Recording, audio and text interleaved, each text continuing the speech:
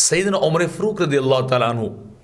آپ کا روزانہ کا معمول یہ تھا کہ اپنے دور خلافت کے اندر آپ مدینہ کی گلیوں میں چکر لگاتے تھے کہ کوئی بھوکا اور پیاسا سونے والا نہ ہو، کوئی کسی درد اور تکلیف کے اندر مبتلا نہ ہو، تو اپنی رعایا کی خبر گیری اور داد رسی کے لیے آپ روزانہ مدینے کی گلیوں میں چکر لگاتے ہیں، لوگوں کا پتہ کرتے ہیں۔ تو ایک رات عمر فاروق رضی اللہ تعالیٰ عنہ چکر لگا رہے تھے تو ایک بوڑھی عورت اپنے گھر میں بیٹھ کر جو اپنا چرخہ بھی چلا رہی تھی اور آقا علیہ الصلوۃ والسلام کے ہجر اور فراق میں اشعار بھی پڑھ رہی تھی، آپ کو یاد بھی کر رہی تھی۔ تو جب آپ نے کان لگائے تو وہ بی بی اور عورت سرکار کے ہجر و فراق میں بڑے دردناک عالم کے اندر بیٹھ کر سرکار کو یاد کر رہی تھی اور عرض کر رہی تھی علی محمد صلاۃ الابرار صلی علیہ طیبون الاخیار، کہ اللہ کے نبی محمد پر سب کی طرف سے درود و سلام پہنچے جو ساری کائنات میں سے اعلیٰ ہیں۔ قد کنت قواما بقابل اسحار یا لیت شعری والمنایا اتوار، اور وہ کہہ رہی تھی کہ آپ بہت زیادہ رونے والے تھے، راتوں کو قیام کرنے والے تھے، اللہ کو یاد کرنے والے تھے، اللہ کی بندگی اور عبادت کرنے والے تھے، لیکن افسوس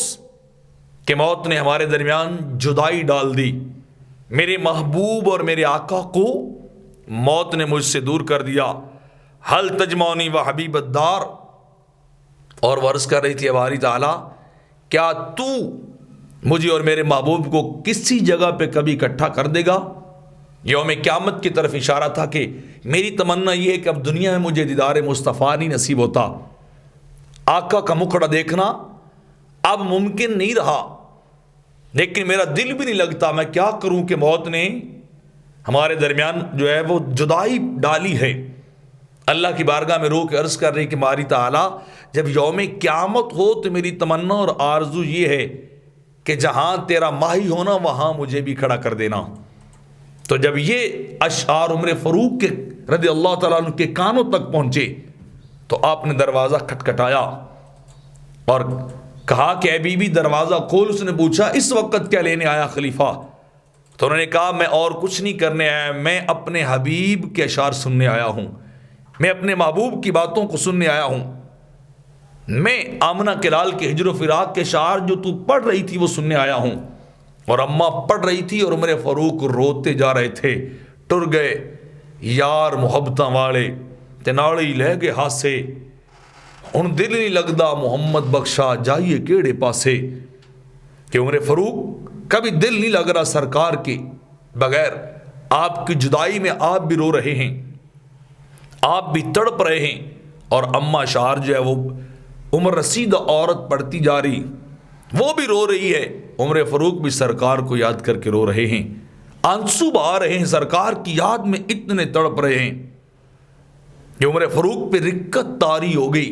اتنا روئے عمر فاروق سرکار کے ہجر و فراق کے اندر کہ آپ کے اوپر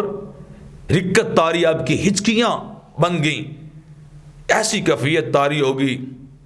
اور شاعر نے اسی بات کی ترجمانی کرتے بڑی خوبصورت بات کی تھی کہ ٹر گئے یار محبتاں والے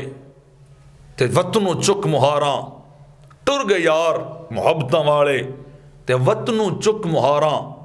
اجڑی بستی نظری آوے جد کنڈ کیتی یاراں، کہ جو ہی چلے گئے تو سب کچھ ختم ہو گیا۔